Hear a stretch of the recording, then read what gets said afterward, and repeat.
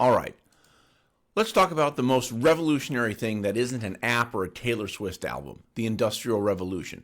You've read about the basic facts, but now we're going to talk about why this actually matters for your life.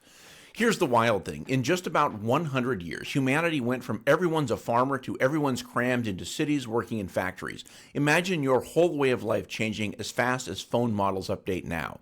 That's what it was like. Except instead of getting better cameras, people got child labor and pollution.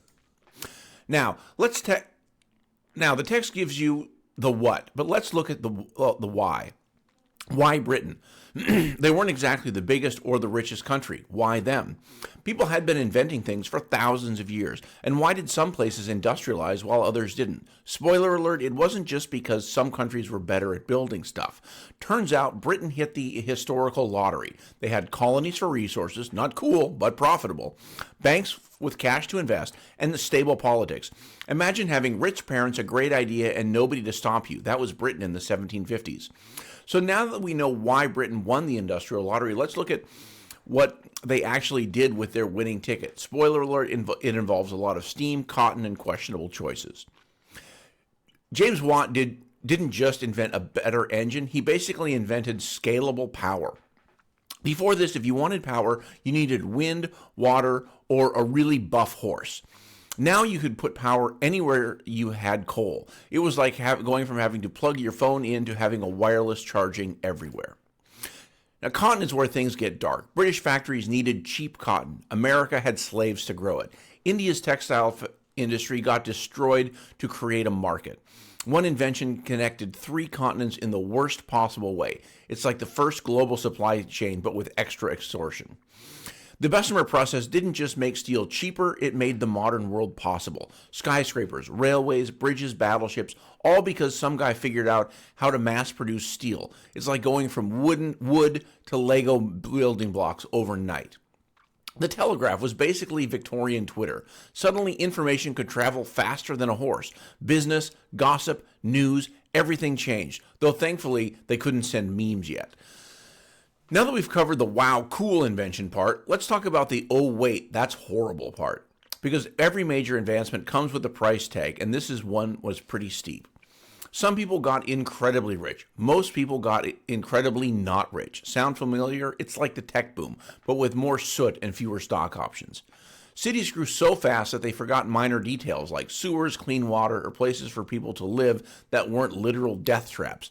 Imagine the worst dorm room you've ever seen, then make it worse, add cholera, and put a whole family in it.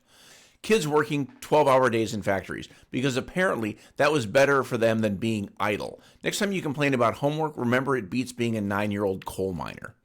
But wait, there's more. Like those late-night infomercials, the Industrial Revolution came with some unexpected bonus features that nobody ordered but got anyway. Surprise, burning coal and everywhere and dumping waste into rivers isn't great for the environment, and we're still dealing with this one, folks. New factories meant new weapons. Weapons meant new ways of warfare. War goes from swords to machine guns in an instant. Factories needed workers who could read instructions and do basic math. Thus, public education, not because they cared about your personal growth. Factory work gave women independent wages for the first time. Not equality, mind you, but it was a start. Baby steps towards not being completely dependent on men. So why am I making you learn about all this stuff? Because what happened centuries ago? So why am I making you learn this stuff that happened centuries ago? Because plot twists, we're basically living through Industrial Revolution 3.0, just with better Wi-Fi and worse attention spans.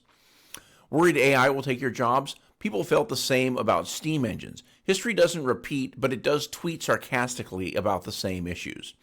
Wealth inequality, environmental problems, worker rights, we're still arguing about these same things, just on better phones. Some countries industrialize early, some late. Some are still working on it. It's like a global game of economic leapfrog that's been going on for 200 years. Every major change has winners and losers. The trick is trying to learn from history to make fewer losers next time. And we're not great at this, but we keep trying. So next time you order something online, remember, you're part of a story that started with some British people getting way too excited about steam power. And maybe think about what revolution we're in the middle of now. Thanks so much for joining.